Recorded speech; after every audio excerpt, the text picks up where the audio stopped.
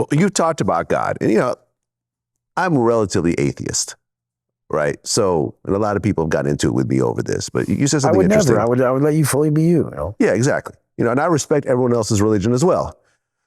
You said everyone from Einstein to Franklin to Confucius, they all said the same thing in different words. That's when infinite intelligence, otherwise known as God, exposed itself to me. Once I saw that so many people since the beginning of time had been saying the same things, I realized the centralized intelligence, the universe, God, our creators, are speaking to us.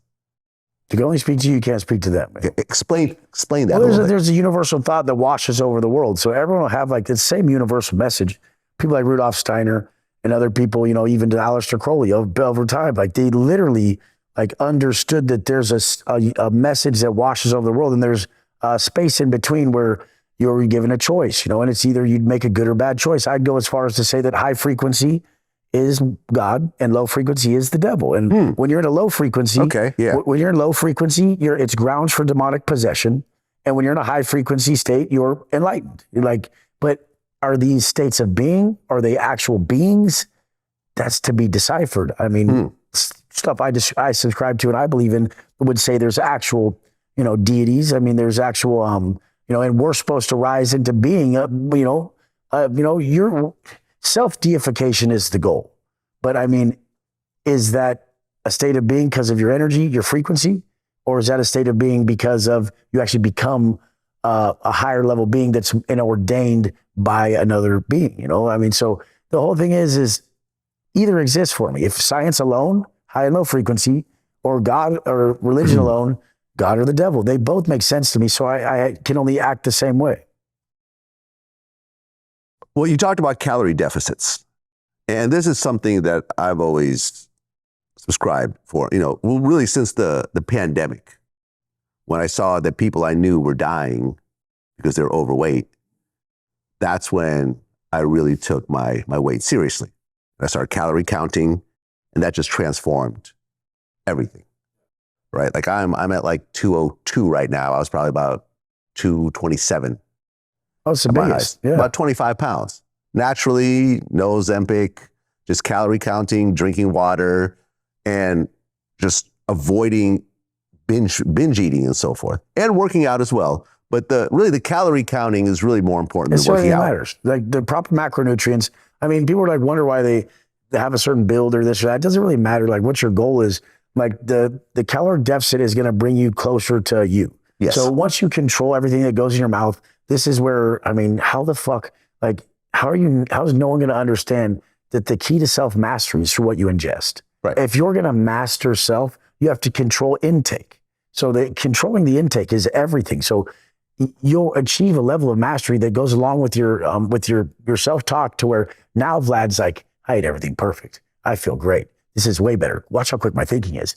And then you're like self-fulfilling these prophecies of you're so much smarter now. And you become it. You're becoming everything that you're speaking about yourself and like graduating into by simply controlling what you intake. Right. You said people go into calorie deficit and complain about being hungry. Why is hunger negative? Tell yourself this is what fat loss feels like. This is what I want. Beautiful. When you're hungry, you're strengthening your discipline, you're mastering yourself, and you're not negotiating. This is what fat loss feels like. There are many positive ways to look at it, so train your brain to do that. And you're absolutely right. You're hungry, but you know you're losing weight. Like I have like a digital scale that's tied to my phone, and I'll weigh myself throughout the day just to see what happens as I'm fasting, how my weight keeps going down through the course of the day.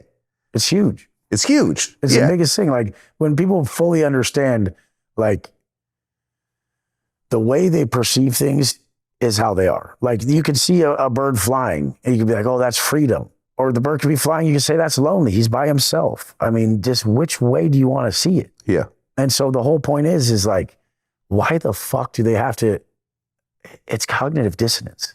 They're like, I want to lose fat, but I know what fat loss feels like, but I don't want to feel like what I still want to eat what I want to eat. It's cognitive dissonance. They believe that they can still get their outcome while bending the rules, which they can't. Yeah, no, listen, like I realized at one point, you can't have major differences in your life by making small adjustments, right? Like recently I took a physical and they told me I was at the bottom end of being pre-diabetic, right? I'm not diabetic, but at the very, very bottom end. I said, well, what can I do? He said, well, if you lose some weight, you'll get out of that range. I said, okay. So I have, now I'm actually scared of being diabetic because I have people I know that died, like Irv Gotti died from being diabetic. So I said, okay, I drink juice all day long. I got this juicer I love and so forth, but these are just calories on top of calories on top of calories. So I cut out all the juice. I stopped drinking soda and I went straight water. That was a big difference. And I saw a big change by doing that. Oh, it's huge. You see what I'm saying? People don't realize how much fucking empty calories are in fruit. Oh my God. Fruit is just a survival food. It's not like people are eating it for pleasure. Yeah. Like fruit stores only as body fat. Fruit cannot store as anything else.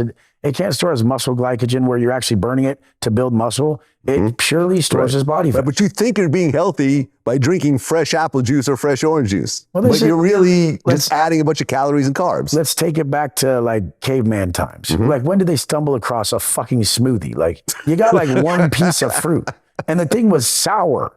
Like the fruit nowadays is fucking genetically modified to be like the sweetest, most amazing banana ever. Go get a banana in the wild. You won't even like bananas. The shit ain't gonna taste good. Right. It's gonna taste like shit. It's gonna be fucking fucked. Like it literally, like you're gonna come across what? Like, I mean, how much fruit you're gonna? It's just people don't look at shit realistically. Yeah. So then they eat this large amount of fruit. I'm like, fuck. When do you think a caveman or someone back in the day was able to eat that whole plate, that smorgasbord of fucking fruit salad you got there? Shut the fuck up, dude. I mean, for people who are watching this, who are struggling with their weight, what do you think is the biggest thing they could do to change their lives? Accountable to a partner. Like you have to have an accountability partner. Like someone who you're telling me right now, like I look at my scale, I do this, I do that. Like, no, it's accountability. I know that when I weigh myself, it gets permanently logged in my phone and I can't change it. Yeah. But just even telling people about it, you're making them part of your accountability. Correct. So you're making me part of your accountability the rest of the day. You'll remember, I told Wes today. You'll tell a lot of people throughout the day that you're doing this thing and it'll keep you accountable to those people because you respect people. Okay. You're someone who, I know you're someone who respects people. Correct. Some people don't. So like they can just hold their word to anybody. But the main point is like, you just have to be accountable to someone other than yourself. It's just, there's no other way. So what did I do? I'm going to post everything I do online. When I get up, what I do, all this, I'm being accountable to the world. I'm holding myself accountable to everybody. And that was the biggest thing. Like who you hold yourself accountable to, Wes? I'm like, all of you guys. I respect you all. True. Right. Because if you churn fat, you're going to have to hear it from everybody.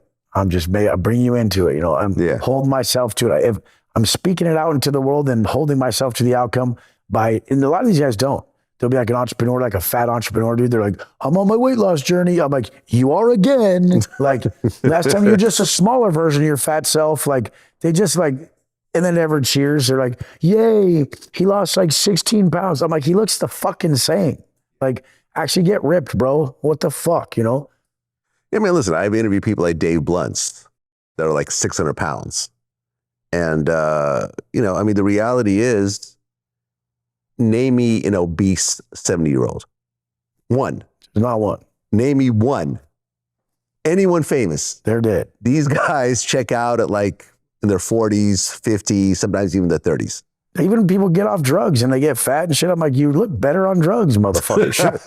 That's not fun. Man, crackheads live forever, man. You ever see that crackhead couple they've been together for 30 years and they're on crack every day, but they'll outlive both of us. In all reality, 100%, like the less food you eat, the longer you live. 100%. 100%. 100%.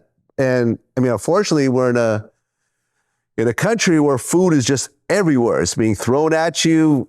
You see fat homeless people in America. Oh my God. It makes no sense. Fat homeless people in America. I don't even understand. Go to another country. Go to India. Find some fat homeless people. They're on the ground dead. Right. Well, Wes Watson, man, appreciate you coming in. I mean, we got to do another one. We got so much shit to go over in this. Yeah. I don't know when I could drop this next topic about some shit. Oh my fuck. It is some shit. Yeah. I'm going to talk to you about it after this. Okay. It's going to fucking blow your mind. Okay. Well, man, congratulations on your success, man, because lots of people want to become fitness influencers, personal trainers, YouTube stars, whatever else. Everyone has a story. A lot of people have been to prison. People have had hard lives and so forth. But to actually get over that hump and create a business like yours, to have a real social media following, to have a real YouTube following. But really, to me, the most impressive thing was really to create a one-on-one business client relationship where you're not worried about the YouTube money. You're not worried about sponsorships or IG or whatever else, or likes or followers. You actually have people that are paying you every single month. Like, for us, maybe about 3 years ago, I started a Vlad TV YouTube membership on YouTube, where for $5, you can get the full interview on the first day instead of waiting for the month or so that it comes out. And we have thousands and thousands of members right now. Dope. And, you start to learn like, okay, YouTube advertising will go up and down during the course of the year. Your members, if you don't have a hot video, your views might go up and down. But when you have a fan base of people that are paying a certain amount of money every month because they really sign up to what it is that you're really doing, like the super fans, that will actually be consistent money. Yeah, the membership does shift a little bit here and there based on certain interviews. Oh, yeah, okay, people want to see Tekashi interviews, so there's more members, or people want to see a Wes Watson interview, so all your fans come in. But they'll usually, a month later, they'll just unsubscribe. But not all of them will unsubscribe. Some of them will stay as members for years. Model, the high tickets for beginners, low tickets for the pros. Yes. So if you want to be a pro in business, low ticket. Yep. And massive amounts of members. Yeah, no, I mean, we started a Vlad TV YouTube Masterclass where it's $100. And we've had a good number of, members, not a huge amount, but it kind of made me look like, okay, like here's the different tiers and this is how to kind of go towards the different tiers and so forth. And you've really done it way better than me in terms of basically like two people have mastered the low ticket model, and it's like me and Andrew Tate. That's it. Andrew Tate. The only two people who've done the low ticket model and made money. Yeah. Everyone else can't really do it because the reason, because lots do, few are. When you're just you, that's all anyone ever wants to be. Yeah. They just want to be them. They're looking at you like, I just want to be like that, but I want to be me, Yeah. And they don't know how to find themselves. And, I'm really emotional about all of it because I care about people. Yeah. And the thing is like a lot of people plague me as something else. I don't care at this point. But the whole point is behind everything is that authenticity is everything. I mean, 100%. So, yeah. No, 100%. And, and as I do my YouTube masterclass, I've had one-on-one sessions and so forth, and people ask, well, what's the trick? What's this? What's that? And it's like, look, when you look at everyone who's big on social media, they're being who they really are. You're Rick Rubin, what'd he say? He's like, they're making movies now for other people. There's no cinematographer making a piece that he loves. Like Vlad has passion at this, so it's what he loves. Like, you have to make what you love. The content is for you. Right. And you love it, then they'll love it. Like, you have to put your soul into it. 100%. It's like people are making stuff that they think other people like. Everyone online's like, so what goes viral? Yeah. Oh, you motherfucker. You missed the whole point. You will go viral if you really are who you are. If you are. And you put that out in the world and people relate to that. I mean, Vlad is really Vlad. When you see me off camera or on camera, I'm the exact same person. I was in a store the other day. The guy's like, man, you're the same motherfucker, bro. That's right. I was like this chick in Balenciaga. I'm like flying through the store, blah, blah, blah. Get that, get a bike. We got to go. He's like, man, this motherfucker's crazy. It was cool. Well, Wes Watson, man, congratulations on your success. Good luck on your upcoming trial. Hopefully, after you beat it, we can have a follow-up interview where we talk about it. When these go off, I want to tell you something. All right. That's what it is, man. Until next time. Cool. Peace.